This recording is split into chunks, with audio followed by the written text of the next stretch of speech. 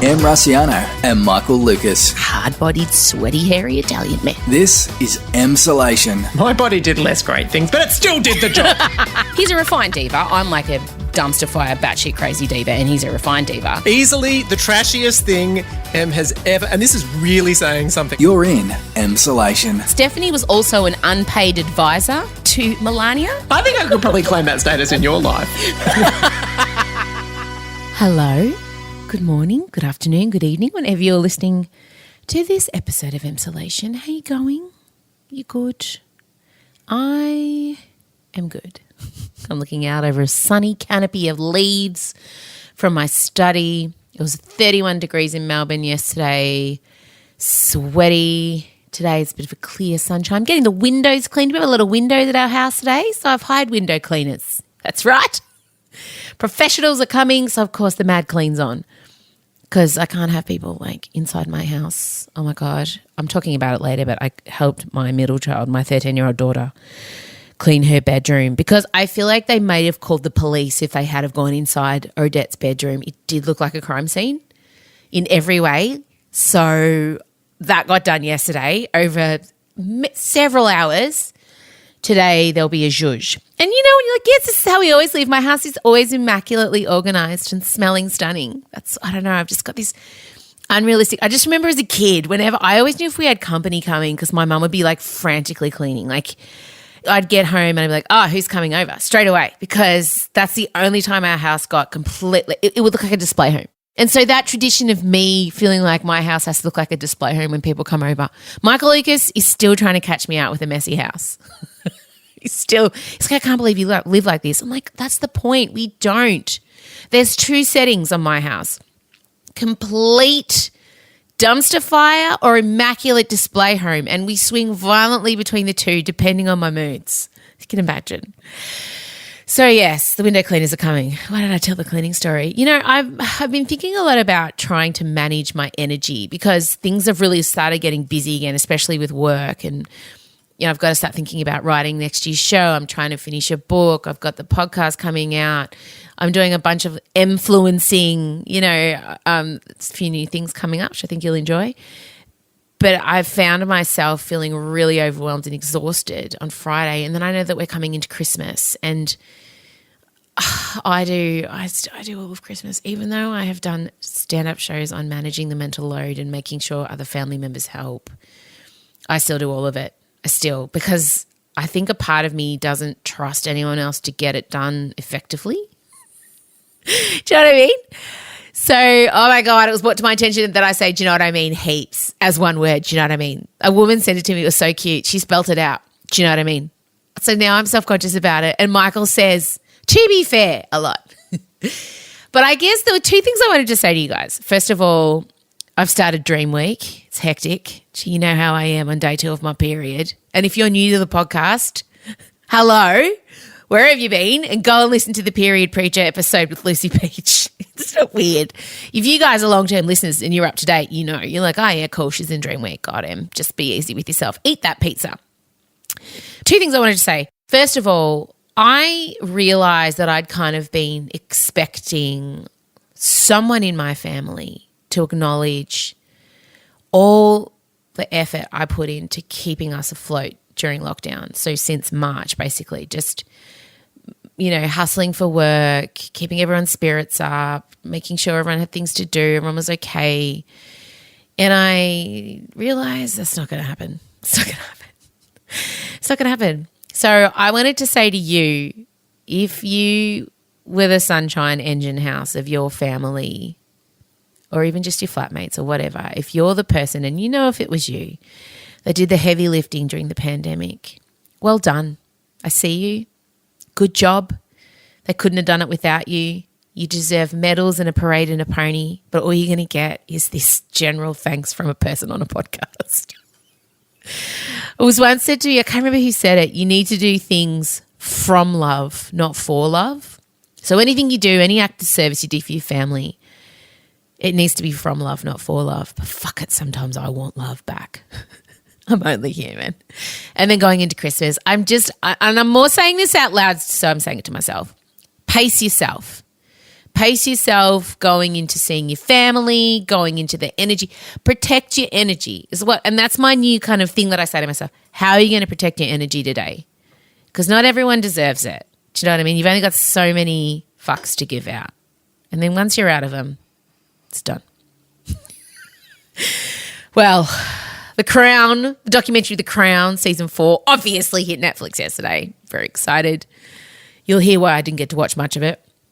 Also, Oprah and Dolly sat down for an interview. God, I just love those two so much. I mean, I love Dolly.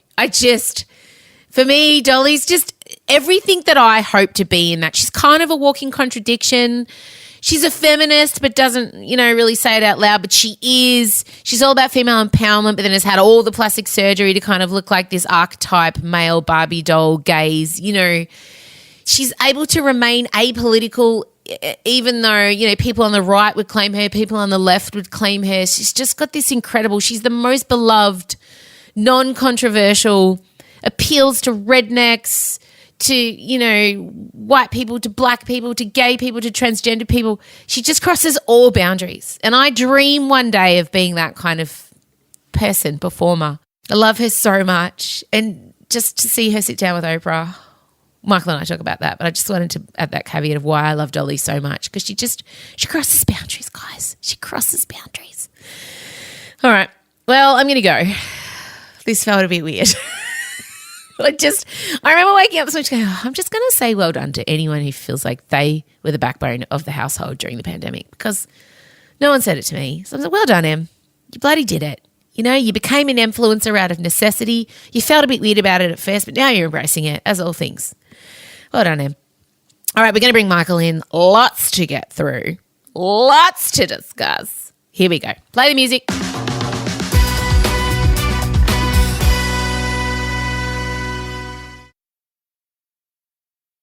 Em Rusciano and Michael Lucas. This is Emsolation. Okay, he's just informed me he's got to go soon, so we better be very efficient in our diva chat today. We've got a lot of divas. We've got dead ones, we've got living ones, we've got ones we're speculating when they're going to die. So let's get down to it. Oh, my God, I know, our text messages. I had a lot of Queens to watch over the weekend, a lot of Queens. And I barely managed to watch half of one. I've done much better. You really have, but again. No kids. You don't have kids. Someone sent me a message and said, you really shouldn't say that to Michael, because as a gay man in a marriage, it's very hard for them to have kids. And what if he does want kids? And I felt like Thank you. Oh, fuck off. No.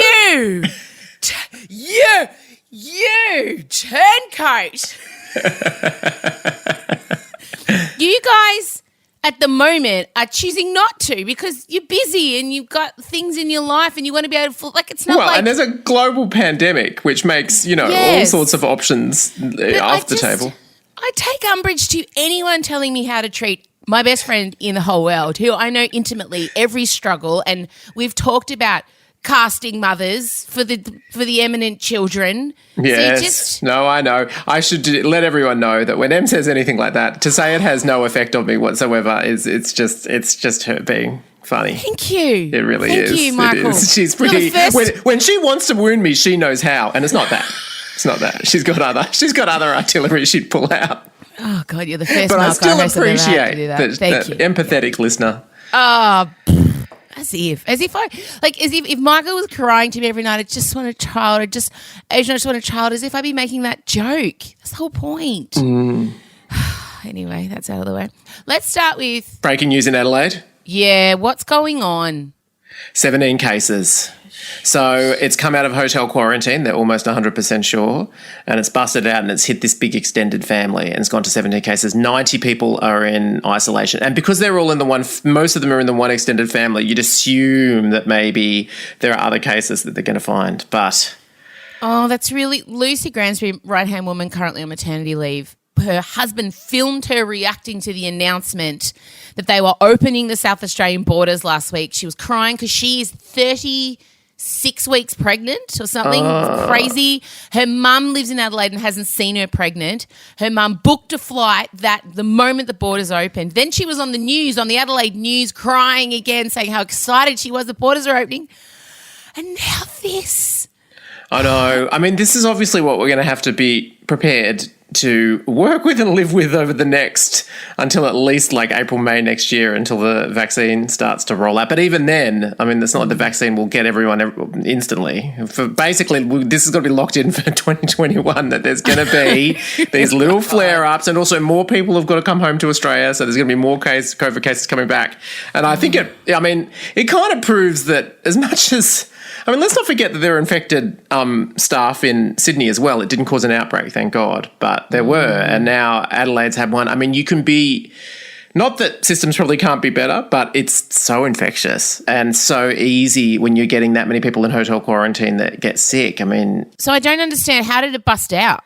They don't know. I haven't read many details about that, other than the fact that there's a clear link to hotel quarantine. So... But they're not suggesting a rort or anything. No. Like, they're not suggesting the level of Melbourne clusterfuckery. Well, I mean, what was the level of Melbourne clusterfuckery? It was like the security guards got... the behaviour of the security guards. Well, I don't think anyone knows. Yeah, I mean, obviously, you can bet your bottom dollar there'll be an inquiry.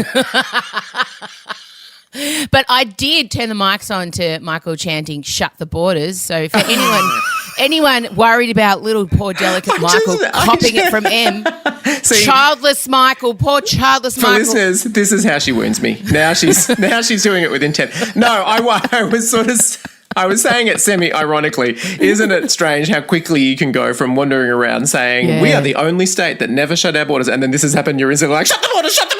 But, I mean, look, frankly, everyone in Melbourne, we are, I don't want to throw around the term PTSD a bit too, loosely, but we've had a time, and we are in a really good place at the moment. We've had our 2 weeks of double donut days. We've actually now got triple donut because we've got even the 14-day average is 0. Triple donut? Yeah, 14-day average, 0 as well. So needless to say, I want to make sure that whatever cluster in Adelaide does not come here.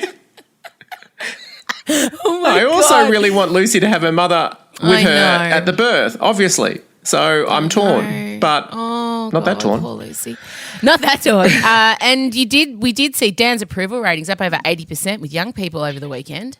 Yeah, well, and just 71 in the general population. So the magical unicorn. Go federal. I know, and ironically, there's a lot of discussion now about how federal Labor's not necessarily looking in the greatest shape, although he's certainly not going to switch over anytime soon. Why can't he See, my point is, and here's to anyone listening from the Labor Party, I know you listen. I know Albo's a lovely man. I know people who have worked for him and have said he is a lovely human. But that doesn't mean he's the best person to beat ScoMo. And quite frankly, he's not. You need a rock star. You need a cult figure. Like, you need someone who is as well-known, hated and loved as ScoMo is. Like, he needs a worthy adversary. And, Albo's lovely, but he's a cool face washer on a hot day, like... Nice, yes, but it's not going to stop me schwitzing in between my groin. So what I need is someone who's big and bold, who has the highest following on Facebook of any politician in Australia. It's about to hit 1 million. I know, that's crazy. He's like at Jacinda Ardern levels, and she's the Prime Minister of an entire country and an international figure. His Facebook social media game is off the hook. Catherine, I know you're listening. Prepare. I know we you're want you in the lodge, Catherine. But it can't happen. I want him to finish his term because you can see now we're doing all the stimulus. He's already announced the big social housing thing. So now he's been through the Rubicon, and now he just gets to be the kind of progressive Dan spending, putting the money into... Like, we're going to have a glorious ride for the next 2 years of him investing in all the kinds of stuff that people, lefties like us, are going to love. So I know. It's the Dan Christmas special. He's just giving it out. He's just sitting there just loving it. No, we need him to run the country. We can't be selfish as Melburnians. Like, I suppose if he runs the country, he can still sit there going, as Prime Minister, I want the train link to the airport. He can be federal. It's true. All right, let's move into things I'm far more excited about. Working 9 to 5, what a way to make a living. Oprah Winfrey and Dolly Parton. Yes. Dropped an interview. Two icons. Oh, my God. And the first thing that you noticed, that you text me in capital letters, was Dolly's stocking gloves. Well, actually, it took me a little while into it before I noticed it. But then once I noticed it, I couldn't stop looking at it. I know, it's amazing. Well, drag queens wear them too. It basically just covers up kind of the texture of your hand. So for Dolly, I think she's a bit concerned about, she's 74, so she's got 74-year-old hands. Yeah. As my grandmother used to say, the hands go first. So she'd wear a glove when she drove. That's what my mother says as she watches The Undoing. She's enjoying it. But of course, Nicole I mean, the Kidman. miracle of that is Nicole Kidman, you know, she's 53 and there's no lines on that face. But my mother says, however, Mate. if her hands come into shot. Nicole Kidman in The Undoing, you and I sat there, you and Adrian, marvelling at modern technology and medicine at her face. Like, Apparently there was a story happening on screen, but we couldn't tell you about that. I was just too obsessed with how haggard Hugh looked. Hugh. I know, it's an unfortunate What's his parallel. name? What's his last name? I just Grant. think Divine. Grant. Hugh Grant. Hugh Grant looks so haggard and age appropriate, and she's as smooth as a newborn baby. Yeah. Stunning.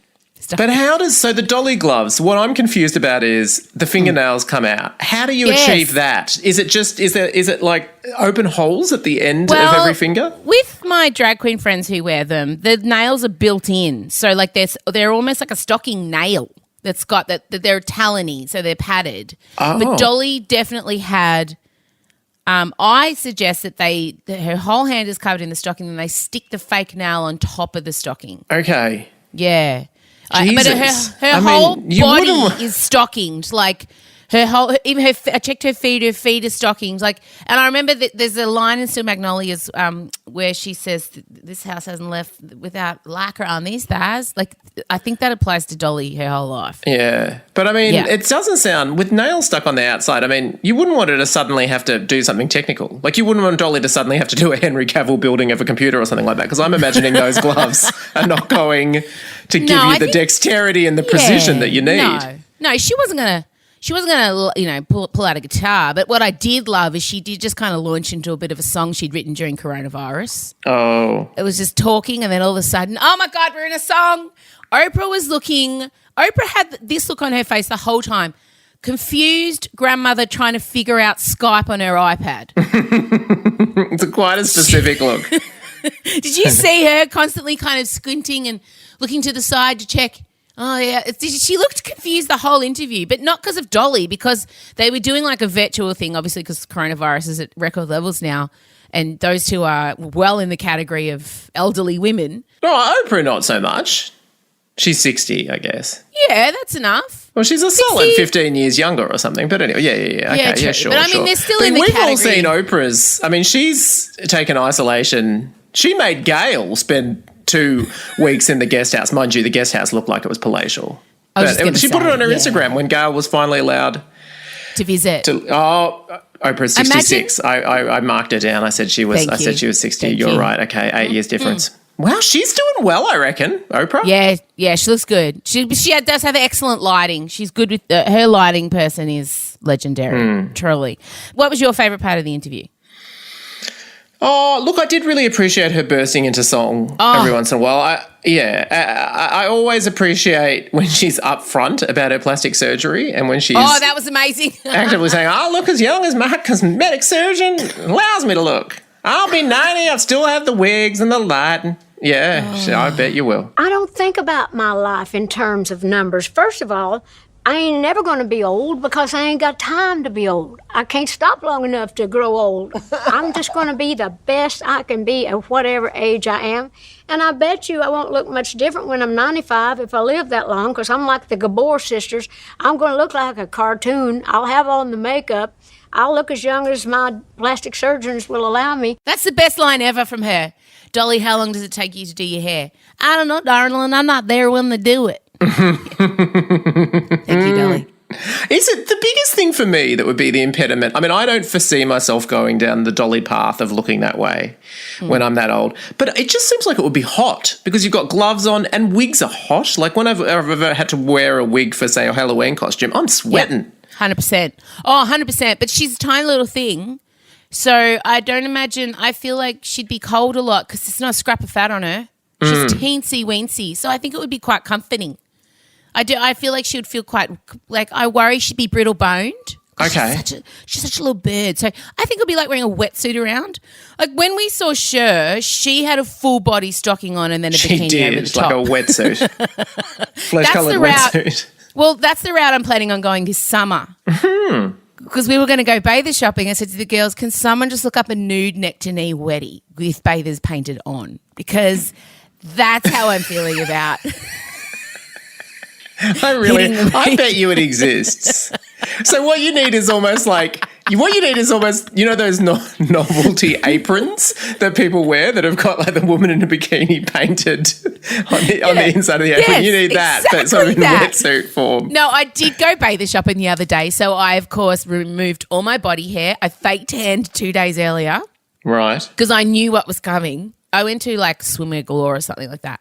And they've really come a long way with the lighting. And there's not one model Brazilian-looking stunner wearing the bathers I'm trying on either, because that used to put me off. Yeah, I'd go fair in there enough. and they'd have the models trying on the bathers I was trying. I'm like, fuck, it doesn't look like that. So this place, this had like beautiful soft lighting, had thin mirrors, like the mirrors that are they bring out the best. And the lighting was stunning. It was coming in from like as a soft mist, not a terrifying fluorescent downlight, which is what used to happen. And the change rooms, they're like in soft colours, very calming. So the whole thing was less traumatic because they figured out lighting in swimwear change room. These are things you'll never have to worry about. But then ideally these outfits are designed to be worn in harsh overhead natural light eventually. Do you know what? Shut your mouth. Okay. Well, I just don't want you to be set up for a fall. Oh, one time I went bather shopping and they had a mirror where you could see your bum if you wanted to as an option. Why the And did you take the option?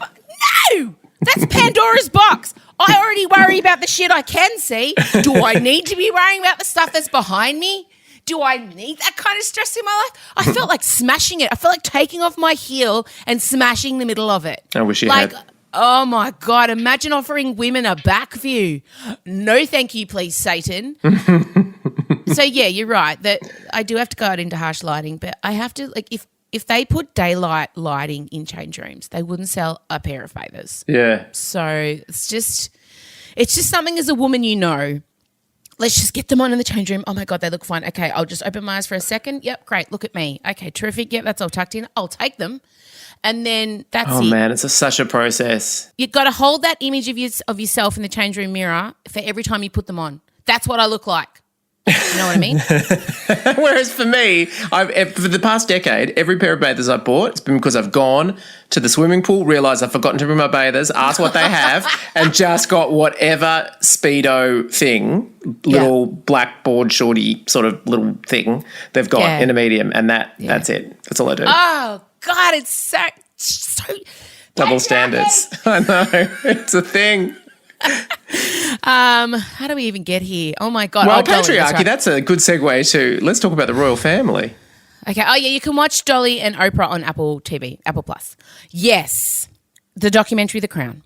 I know. Season 4. In tragic news, Emma's only halfway through the first episode. She has been waiting for, I think it's fair enough to say you've been waiting for this series for about 4 years, because ever since the first one came on, we all knew we were enjoying it, but we're biding our time for Diana and Maggie, really, Maggie Thatcher. Your Majesty, I think we have enough respect for one another personally to ask ourselves some of the bigger questions, woman to woman. We are the same age after all. Really? Just 6 months between us. Oh? And who is the senior? I am. Ma'am. Oh, Jillian. Okay, we'll get to it. Yeah. So, obviously, yes, the documentary The Crown. I'm obsessed with the royal family, but the royals of the 80s and early 90s, not so much modern. I know. It's, as regular listeners will know, it's one of the most searing, frustrating differences between the two of us. I don't mind that you love the Crown. I don't even mind that you have a fascination with the royal family. It's just that you take it that extra step and sometimes refer to yourself as a monarchist that just, it's like a stake. You pull him back. You pulling back on that? No, I'm sitting here with my Charles and Di commemorative plate, actually. I'm having my toast on it today. I'm a monarchist in that. I'm an ironic monarchist, I believe would be the right way to say it. If we were to say to you, is it insane that she holds pride of place in our constitution, there's no reference to Indigenous people, you'd say, Yes. It's NAIDOC week. You can't see Yes, it. of course. No, there should be. Oh, I know, terrible. That's a low. No, it's the truth. You've got to know. I know it's the truth. It's terrible. I don't. Indigenous people should be in our constitution, and there should have been an amendment. But that's not Liz's fault. That's our shit government's fault. I mean, you can't blame Liz for that. She's keeping the monarchy going. It's the institution we're talking about more than the individuals. Oh, it's very problematic. Yeah, very problematic. I mean, they made all their money off the slave trade. You notice that Harry is trying to sort of say, when Harry's sort of saying Britain needs to grapple, he means my family. They've taken down all the 100%. statues for other slave traders, but the British royal family haven't said much. But And I have to thankfully, tell they've you- got no problems with Nazis or pedophiles. So, having said that, I would just like to say that The Crown Season 4, I feel, is getting more and more sceptical and critical of the royal family. Well, they kind of had to. Although, I mean, wait, I just want to say on the topic of Harry. I mean, did you say Harry or William? Which one did you say? Oh, did you see the recent photos? That hairline's gone, girl. Of course. God, that's brutal. It's so brutal. It's so brutal, and there's part of me that really questions why aren't they taking interventions? Why aren't they doing some Rogaine or just advanced hair? Yeah. I mean, not that it matters. It doesn't matter. Let's not place hair pressure on men. But I just feel like, I don't know, maybe he doesn't care. I just saw him the other day and went, oh, girl, I'm so sorry. It's like when people see my waistline. No, well, it was because, there can be some genetic dubiousness in that family. But when they were young men, everyone's like, what? They brought in an amazing-looking woman. They've ended up with two really handsome men. And now as they approach their 40s, we're like, hang on. They're still handsome. I still think they're handsome. Harry, yeah. Oh, poor Wills. But yeah, so documentary The Crown. This has been, yes, you're right. I have been crescendoing to this moment. And I should just fully declare, so have I. But you're a Johnny come lately because you don't even love the royal family like I do. So whatever. No, I love the show, but I don't love the royal family. No, you don't love the people that it's based on. No, I really want to get rid of them. Yeah, and I should point out, and I have said before, my grandmother, one of my dearest relatives who I loved so much and was so close to, Denise, was obsessed with them. And in her will, she left me her royal commemorative china. And I got really sad watching last night thinking, I realised she died New Year's Day 2015. She would love this TV show. Yeah. Well, although this season might test her once it gets into it. No, but she would have loved the season one with the royals that she remembers. Yeah. She was around for the visit. She went and saw them when they came out. Like my grandmother would have frothed over The Crown. Oh, Denise, Arlene. But yes, so I was building up to watching it. You and I had even planned to sit down to a Netflix watch party at 7:30. And I'm just going to do a little tangent off of I went upstairs to my middle daughter's room and I hadn't been up there for the whole pandemic. I left her to her devices, I admit it. It's upstairs. It's a bit out of the way. Yeah, I haven't been up there in 6 months. I mean, I go up there in the dark to say goodnight, but she's and I realise now it's been a tactic. She'll turn the light off and go, yeah, come up. So I just kind of stumble my way around with my phone torch to give her a kiss goodnight. But I've never been in there in the harsh light of day. Holy shit. Yeah. Holy shit. Last time I cleaned her room, I found a tooth. Oh, I found the whole fucking tooth. It reminds me of like a scene in Seven where Brad Pitt and Morgan Freeman are going into this place and you just don't know if you're going to find some carcass strung to a bed. Okay, you've just outlaid what yesterday was for me. It was a reoccurring scene from Seven. Teenage girls are disgusting. I don't care what you say about teenage boys. Yes, maybe they wank into a sock. Maybe there's some stiff socks under the bed. I don't know. Teenage girls are disgusting. They're disgusting individuals unless you've got a clean one. I had a clean one. My Chella's a clean teenage girl. Like she likes clean order, everything to be in the right place. Odette is an chaos she was never going to go that way. The good thing is we can check back in with you in 15 years' time to get your comments on teenage boys. But I'm appreciating that you got both flavours of teenage girl. Oh my God. So she was like, oh no, it's out. Like she was really upset. She's like, it's out of control, Mum. She said, I've lost control. So I had to have a clean. So I had to have a cleaning intervention. And we started at 1 o'clock. And then at 7:30, you text me and said, right, we're in position, ready to go. And I just like a troop halfway through a battle knew I couldn't leave my comrade. And I just looked at her, just hunched in the corner, sorting through old makeup that had like stuck together. And I just texted you back and I said, oh man. You have to go on. Can I just say, I mean, that's amazing parenting. If a few people would know the level of ferocity with which you've looked forward to watching The Crown. And I know it's on demand. You can watch it anytime you want. But that was the time we agreed she'd been building up to it. The amount of comments, like peppering through the days. It was practically a day countdown. You gave it up to clean your daughter's room. That's amazing. And I had to follow her Pinterest board for the vibes she wanted because, you know, I'm an interior designer, so... And I'm going to imagine it's not the taste you would have selected. No, Michael, she wants to be... The theme is hippie indie girl, hippie indie TikTok witch vibes. Okay. So that was like a lot of fucking scarves hanging on the walls. Fucking LED. Any colourful, ironic camp? No, LED lights. LED lights. LED, okay. Well, you could do something with fairy lights maybe. She wouldn't let me. You program the LED lights with your phone. It's peak Generation Z. And then, she's got black. She's got some black. There's no black in my house. Obviously, there is not one black item of furniture or cushion. Nothing. Oh, my God. It's like there's the black hole upstairs. Oh, my God. Oh, my God. It's the ultimate sacrifice. Odette, it really was. TikTok witch, 70s indie chick aesthetic. Oh, God. I had to go to Ishka. I had to buy crystals. I'm so impressed. She's got crystals of rose quartz bullshit up there. Oh, fuck.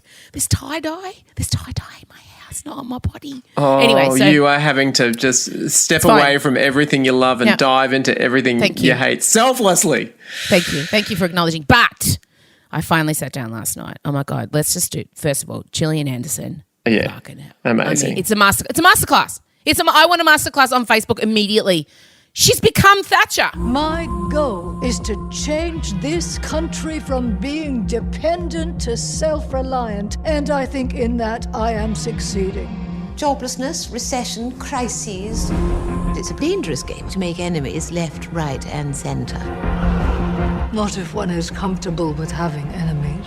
Are you? Oh, yes. And who would have thought, if you'd gone back to me as a teenager watching her in the X-Files, I don't think I would have had her pegged to be the one that's going to go the full Meryl. I really wouldn't have. No. I mean, I loved her in the X-Files, but who knew? Who knew where Gillian was going to go? I mean, what's David doing at the moment? Didn't he do that sex show? Yeah, he did that sex show. Yeah. Californication? Yeah.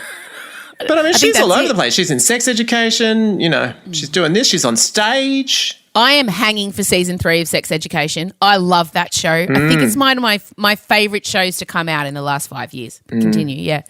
So vocally and the movement, her walk. Oh, her walk! I know. When you text her, I started. Just even the way she sits on the edge of the chair. Maggie used to do that with both hands crossed. Kind of, it reminds me of when my dad sits on a chair. But she must have studied that, like hours of tapes of Thatcher. Oh, yeah. We've been wandering around our house speaking. You know, one of us will go, oh, and who is the senior? And the other will go, I am Mum. She's amazing. She's amazing. I did love when she sat down and the Queen said, I do like to make sport of picking the cabinet that you're going to pick. Would you mind indulging me? Oh, yeah. And Thatcher gave her the best, like, what is this bitch doing? It was amazing. And then she'll say something and Thatcher's like, yes. I loved it. I could watch Gillian Anderson do Thatcher for days and days and days. But even listening to her do the voice, it hurts me to even do it. Although, I mean, obviously Thatcher is kind of like the showiest new role in some ways, but I would say in terms of difficulty of casting, I think Diana is a near impossible casting job, and they've blitzed it. All I want is to be loved.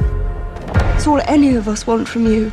So excruciatingly, I fell asleep halfway God. Through. Oh, you've only seen Midsummer Night's Dream scene. The only taste I've had of Di is where she's dressed in full tree leotard, which obviously I rate. And also has a special emotional resonance for us because she was performing in Midsummer Night's Dream, where we performed in that play together as fairies in year 8.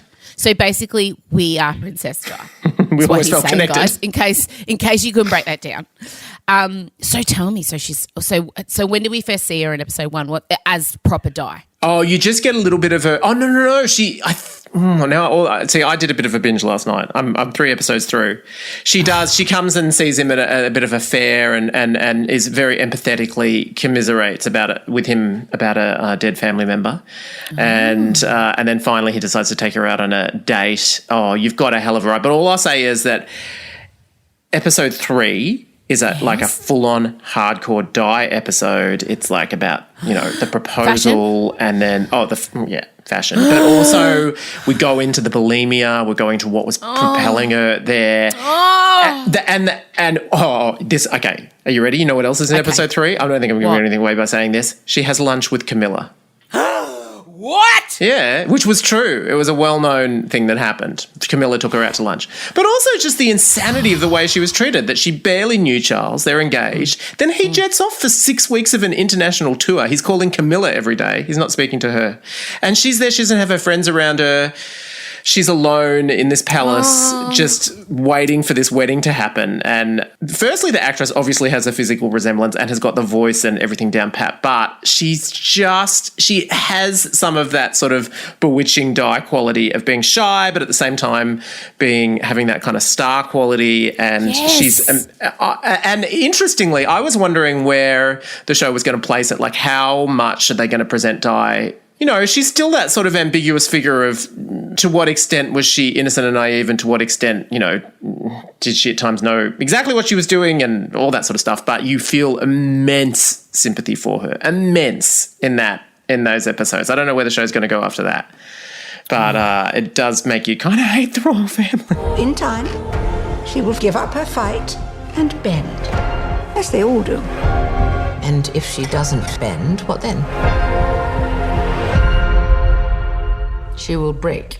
Do you think we get Fergie in season 4? Or we don't? I've seen a glimpse of her. I've seen a glimpse. She's appeared, but I get the sense she's not going to be a major character. But there was definitely a redhead that was wandering around. Oh, I can't. Yeah, episode 2, here's all I need to say. It's at Balmoral. Thatcher comes for a stay and then Di comes for a stay. One of them's a successful stay and one of them's a disaster. And oh, my God. I can't wait. I'm not going to get to watch it again till tonight. I love it so much. I just want to savor it. Like, I'm just scared. I'm scared if I open the floodgates, I'll just, where's Em? We've lost her. We don't know where she's gone for hours and hours and hours. Well, and the other thing that's sort of so great about watching it is, firstly, it's very clear everyone in the whole show knows, okay, this is the season we've all been building for. We can't drop the ball with this one. And they really haven't. They really haven't. But in addition to that, like, Di is, kind of one of the most captivating celebrity stories of all time. And we haven't yet had the good screen version of her. I mean, Naomi Watts, God love her. She did it, had a shot. Didn't work out. Didn't really work out. And so the pressure on this, and we've got all the books sitting there, all of the Andrew Morton books. She did a lot of interviews. She gave a lot of really detailed, intimate interviews and everything for people to try and build something off. But everyone's been a bit scared because she's so beloved, and the royal family still has power, and so they've dived in, and they've dived in pretty fearlessly, and and then also, you know what you'll love, Di. Anyone who's seen the further series, she goes a bit Britney in the palace. She does a bit of freestyle dancing. That was a moment that really spoke to me. Yeah. I can't wait. Oh my God, I love this show so much. I love Di. I just can't wait to watch it, but then I don't want to watch it because I want this anticipation that I have now about watching it's going to go. You do need to text me after you've seen episode 3. I think episode 3 is just going to be, because the other bizarre thing is, I feel like you're really going to identify with Di's kind of like, sitting there as a public figure, feeling all this pressure on her that doesn't feel right, and feeling shunned by people that should love her. You know that. I can make anything about me. So, of course. Well, I look forward to you doing it. All right. Well, The Crown, the documentary The Crown's on Netflix if you want to watch that. All right, I know you've got a busy day. Off you go. Thank you. Can't wait till we can actually talk about your TV show properly. Well, soon actually, because the ABC upfronts in a couple of weeks, so that's when all the cast will be announced and everything, and then I can talk. Can't wait. Oh, and we hit 10,000 on Instagram now, so we've got the swipe up link, which is pretty exciting for Chella at any rate. Yes. So I have no idea how to even engineer. What does this even mean? If you hit 10,000, do they give you the ability to do swipe up links? Yep. So you've got to have a business account and you've got to hit 10,000. and then in your stories you can put links to anywhere in the world. Why wouldn't they just give that to anyone? That's the rule they set. So weird. I don't know. It's like creating an Instagram aristocracy. I like it. Actually is. So exciting. All right. I'm just sweaty. I'm sweaty talking about the Royals. I need to go and watch, but I can't have so much to do today. All right. I'll talk to you later. Okay, bye. Okay, bye. This is Emsolation. All right, that's it, guys. We'll chat to you later in the week. We hit 10,000 on Instagram, as was discussed with Michael. It's very exciting. Thank you for those of you. We're at 10,100 now, guys. Whatever. We're through to the other side. We're a professional business now. The swipe up link knows no bounds. So, yeah, at Emsolation Podcast, if you're not following us there. I don't have much else to tell you. I've got a very busy day ahead of me. Not too busy, though. I'm not proud of it. I'm not wearing it as a badge of honour. I'm just like, oh, my God. Oh, God. I'm in Dream Week, as mentioned in the intro. Just need to be doing some planning. Just some exhaling, some breathing. All right. Thank you, gorgeous people. Thank you for being here. You know I appreciate your ears. We'll chat later in the week. Bye.